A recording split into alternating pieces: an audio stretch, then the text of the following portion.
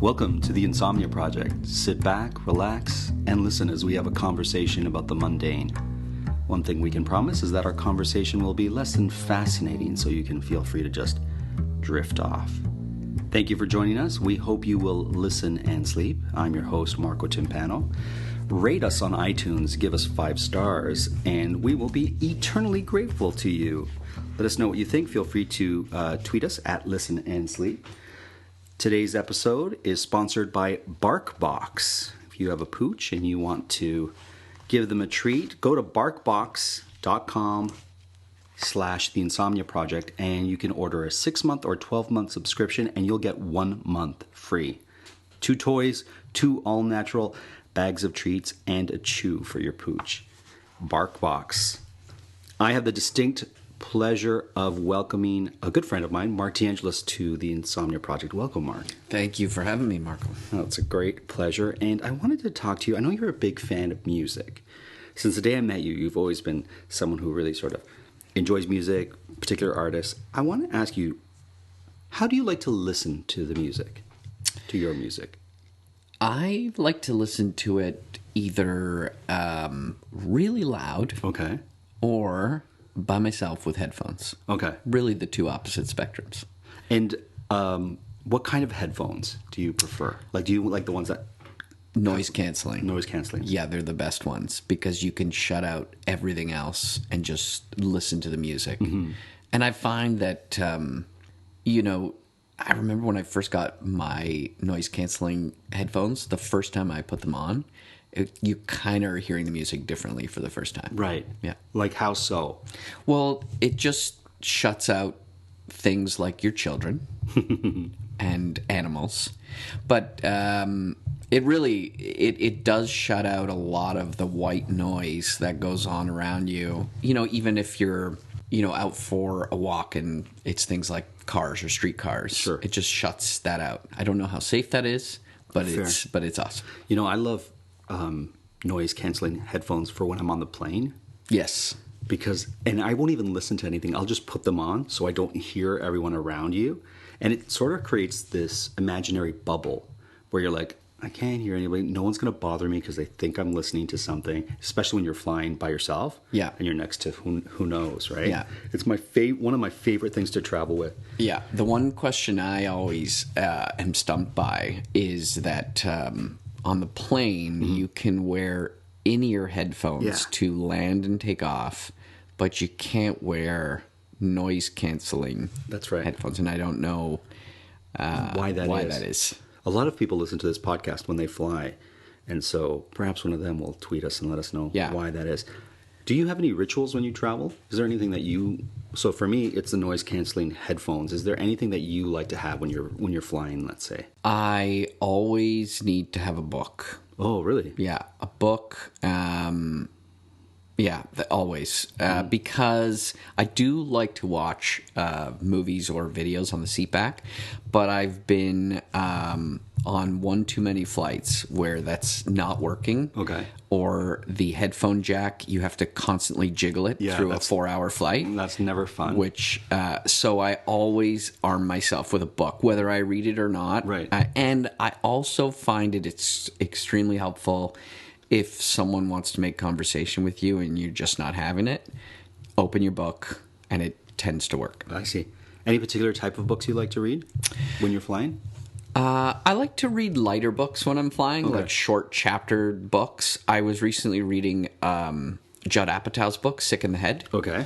Which is interviews with comedians. And it's great because the chapters will range anywhere from 5 to 10 pages. So, and it's always changing. So you never feel like if you have a 6-hour nap, you can get back into it. Fair. Yeah. Fair. What do you look for when you're looking at new artists?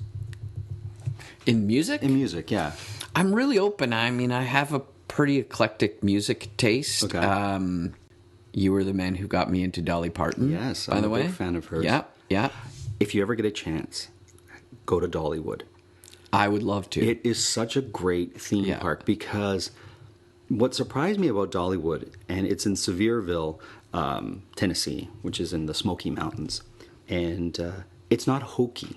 I thought it was going to be very hokey, but you would think so, yeah. being called Dollywood. No, it's not at all. It's very like, this is how the people in this area lived at one point. This is Dolly's house that she grew up in.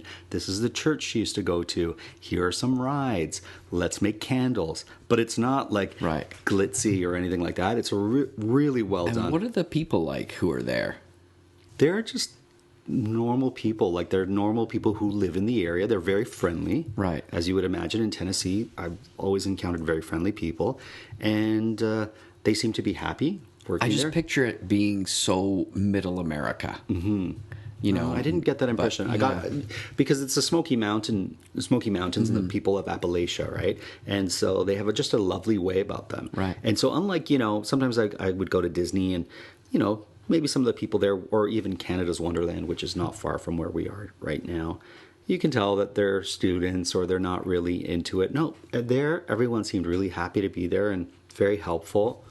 And it wasn't hokey. I really enjoyed it. I would recommend it. Have you been to Graceland? Yes. And? It was How does cool. that compare? It was cool. Memphis can be a little intense, but Graceland was really, really interesting because everyone who's been to Graceland will tell you their impression of what you're going to experience at Graceland. But when you're there and you see it, and I'm a fan of Elvis, and so it was really neat to see. Like I would say go there blank slate and make your own impression, because I was expecting to see people talk about the jungle room when they talk about other rooms and what you're going to experience, and I just thought, wow, this was this person's house. Yeah. When they got fame and what they were trying to do for their family, and they made this place, and it's not huge like you would think, like by today's standards it's not huge, but it's still impressive. High on my list of things to do is to go visit Paisley Park, which has now been turned into a museum, along the lines of, I would guess, like Graceland or Dollywood. Sure. But it's where Prince used to both live and record, and I'm a huge Prince fan, so yeah. Do they still record there? Because I know, for example, at Sun City, which is where Elvis used to record, once again in Memphis, you can book recording time and record, and you'll have that Sun City sound to your music. I don't know. I believe that there is a VIP ticket that you can buy, which is probably some insane amount of money, which allows you, I think, to record a song in one of the recording booths. I think that's what I've heard, but my voice isn't good enough for that. So I'll use the money somewhere else. Do you remember the first concert you went to, and what is the fondest memory you have of it? The first concert You don't have to even say who the artist was. I'm going to say it. I'm going to say it. Right. It was Platinum Blonde. Okay. For our international listeners, they were a group in the 80s here, based out of Toronto, I believe. Yes. They're Canadian New Wave / glam rock band in their later days. I saw them, it must have been the late 80s. Okay. Mid to late 80s. And I went with my two brothers, and my dad brought us there. Excellent. And I think my fondest memory was my dad just sitting down through the whole concert, and the three of us, who were probably between the ages of 6 and 10, smelling something really weird in the air, and asking Dad what that was, and him telling us that it was marijuana. There you go. Yeah. So it's a nice way to learn about it. Yeah. Your dad at a Platinum concert. Blonde, marijuana, and my dad. Those are the memories I have. Cool. I saw the Jackson 5 when they did their victory tour. Okay, see, you beat me. Yeah, you beat me at an outdoor stadium. Yeah, and it was the first time I saw those amazing fireworks. Not the ones that just go up and kind of make a little light show, the ones that actually explode that you see whenever you look at fireworks. Right. At the end of the concert, they set those off, and I was just floored by it. I find that's always a point of conversation that I find to be endlessly fascinating, especially if you're in a group of people who don't really know each other. I've been in those scenarios before, and you start a conversation by just saying, first concert you ever went to, what was it? And it's wild to hear people's experiences and what their first show was. What to you makes a great concert today?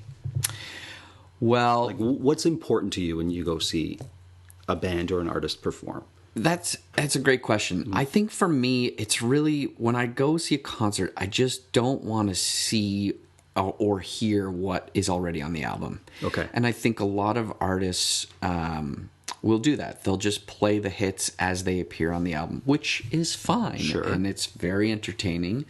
But I think when I go to a concert, I want to see something else. And whether that's different arrangements to their songs, or just the spectacle itself. Okay. What are they doing on the stage? I think that's what, and I to go back to Prince, I've seen him live probably 6 or 7 times, and each show was just an experience unlike the other. Sure. Yeah. And he is not only a great vocalist, but his instrumentation was huge. Yeah. Huge. Yeah. Have you ever seen an artist or band play that impressed you? Let's say you were going there, but wasn't necessarily your bag, and you went there and you were like, wow. Yeah, totally. The Killers. Okay. I went to actually I'll give you 2 answers. Great. One was it was a music festival on Toronto Island, and the Killers were actually, the headliner was the Smashing Pumpkins. Okay. But the Killers were what is that? Like the act before the headlining act? What is that called? The penultimate act? That one. And I was like, yeah, they got a couple good songs. Sure, I'll watch. But so everyone was kind of hanging out near the stage because the Smashing Pumpkins were coming up next. Anyway, I was completely floored. The guy's energy he was just a classic rock star and just owned the stage, and it just blew me away. And I became a fan. The other one that I was working an event, it was a corporate event, and they booked Bryan Adams to do the headline show. Mm-hmm.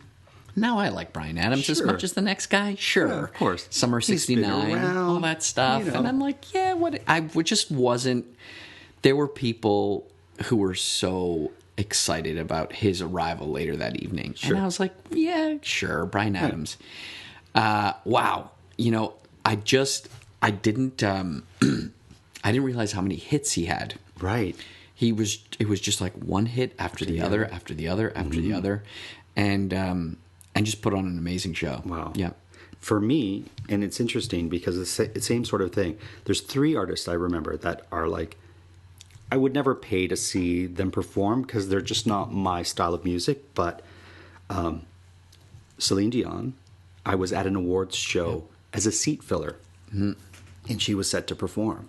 And this was way before she had the Titanic. I think the Titanic song was just sort of coming out. And that's what it's called, the Titanic song. My Heart Will Go On, I believe is the name of the song. I prefer the Titanic affectionately known as the Titanic song. Yeah. And I've never, to this day, heard someone whose voice is as pure and amazing as hers. It was incredible. I've heard that, yeah. And Liza Minnelli. Really? Once again, I was at a concert in Italy where everyone was singing with Pavarotti. It was one of those Pavarotti. And so I didn't go to see Liza Minnelli. She's great, great actor, great singer, great performer.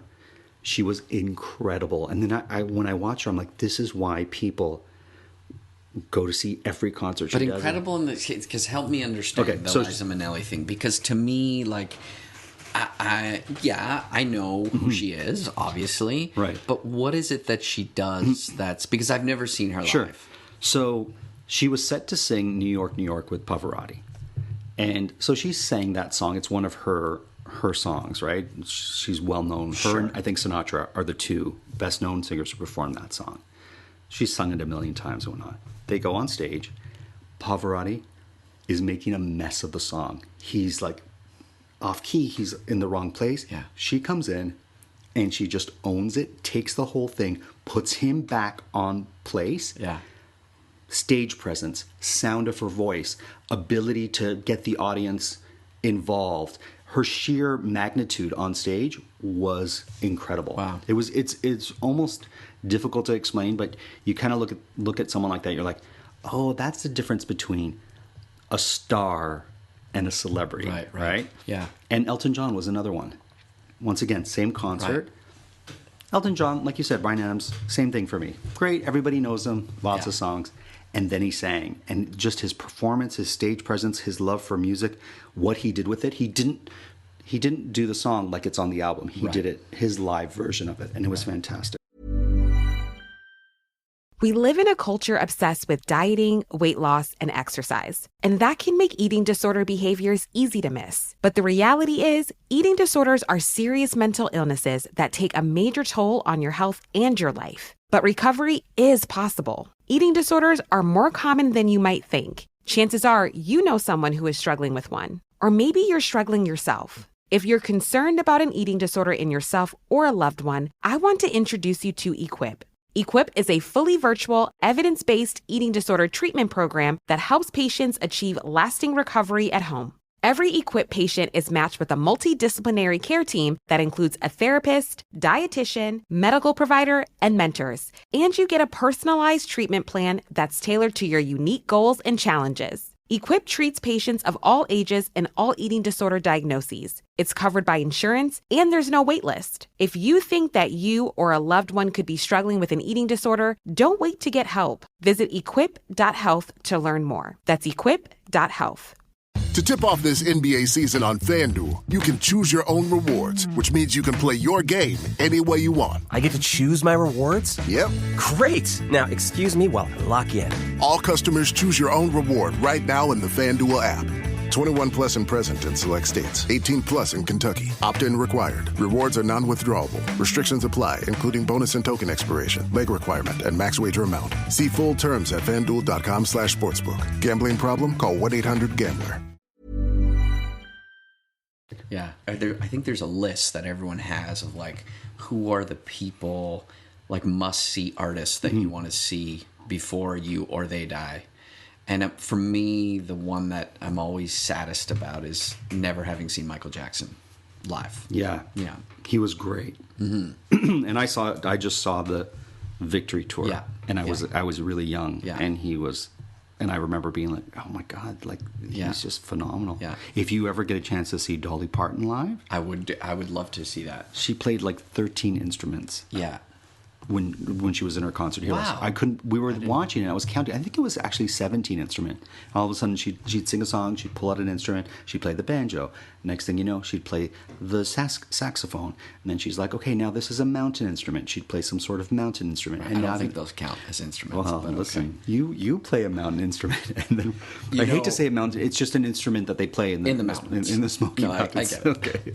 But another artist that is sort of along those lines, for me anyway, was I had an opportunity a few years ago to see Bruce Springsteen live. Oh.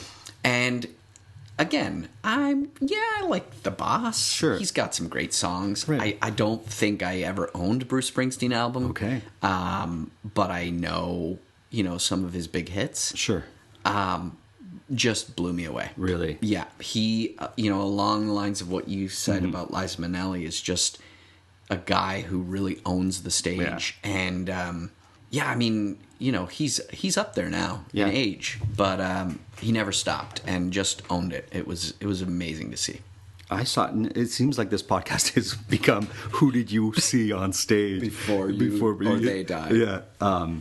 So maybe that's the name of this podcast. But I saw Tina Turner perform. Oh, that would be amazing. So who I would really like to see perform is Aretha Franklin. Yes. They're doing a biopic of her life, and Jennifer Hudson's going to be playing her. Amazing. So I love Aretha. I have no desire to see Jennifer Hudson perform. She can sing, though. True. She can sing. And so she might be one of those people that impresses me where it's like, I have no desire to sing. But I would really... Celine Dion you. She could Celine Dion me. Yeah. Wow, that would be great to see. Yeah, to see Aretha live. Mm-hmm. If she comes to town, we should go. I'm and then we'll do the podcast from there. Yeah. What's important to you when you go to a concert besides the performance? Is venue important? Yeah, I mean, I've been to. I guess I've been fortunate enough to see a few concerts here and there, and there's nothing worse than they're not cheap to buy tickets, and to go somewhere where the audio is terrible. Mm-hmm. It's just a real bummer. Sure. But, there. Fortunately, in Toronto, we have a lot of great places to hear music. I think one of my favorites, acoustically anyway, was Massey Hall, and I saw Tori Amos there. Oh, and we were like in the last row. Okay, way up there, and the sound was just remarkable. Wow, cool. Now, do you like to give the gift of music to people? What is the gift you like to give people? I do, and I think that we've lost, I don't want to sound like the old guy. Right. But. Because you're not. Do you remember when we used to, do mixtapes? Yes. Or even CDs. So a mixtape, for our listeners who might not be aware, is when you would get a cassette and you could record onto a cassette that had like a little tape, and it would record whatever songs off the radio. You'd put this in like your Walkman. Right. For our younger listeners, a Walkman was like an early iPod, but it was the size of like a box of tissues. Yeah. And between the Walkman and the iPod was the CD. What's the CD one? The CD player. The CD player. Yeah, the portable CD player, which you had to hold like a plate, or it would skip while you were walking. But I think that there was something special about discovering music that way, or giving someone the gift of music to be able to, whether it was just to record an album or to put together a compilation of songs that you were really digging.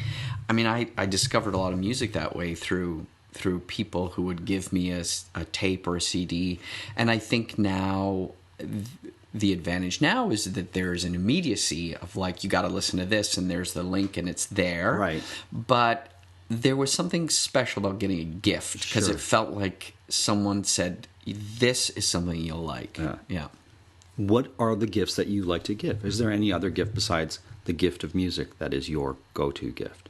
I'll give you a second to think about it. One of my favorite gifts to give people is a subscription to a magazine. And I may have said this on the podcast before, because I love flipping through magazines, even if it's the subject matter is not of interest to me. So you could give me a sailing magazine, right? Now, sailing, I don't sail. If I go on a boat, sure, I'll sail. I thought you meant saline, like the contact solution. Sure, even that. Like, pictures of eyes and drops going into eyes, whatever.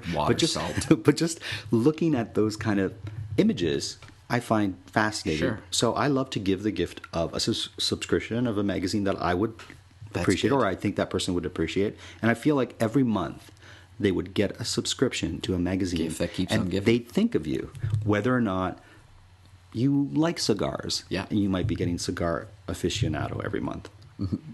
That's great. We, along those lines, we recently, for my parents at Christmas, my brothers and I got them a membership to a cheese club. Oh. So every month you get a bunch of cheese mailed to you. Though. It's great.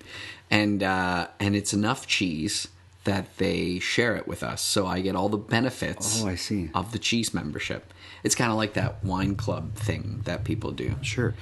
Yeah. Now, I have a tip for you with regards to cheese. Please. And for our listeners, too. If you're the type of person who likes to sample different arrays of cheese, and you go into a cheese shop, and you say, here's $25. Give me all the ends that you want to get rid of. They will happily give you a multitude of cheese that wouldn't necessarily get covered by that amount, because you're open to having just the ends of random cheeses. So oftentimes my wife will go to a cheese shop and she'll be like, I've got $25, $30. Give me whatever ends. I just don't like, let's say, sheep's milk cheese. Right. And they're like, great, here's a triple aged brie, here's a this, here's a cheese from Portugal, and they'll wrap them up and they'll write what kind of cheese it is. Come on. Yeah, and she'll come home with all these different. So you get that, like the ass end of the cheese. Yes. So you get a lot of the wax stuff. No, it depends. It depends on the actual cheese that they're going to give.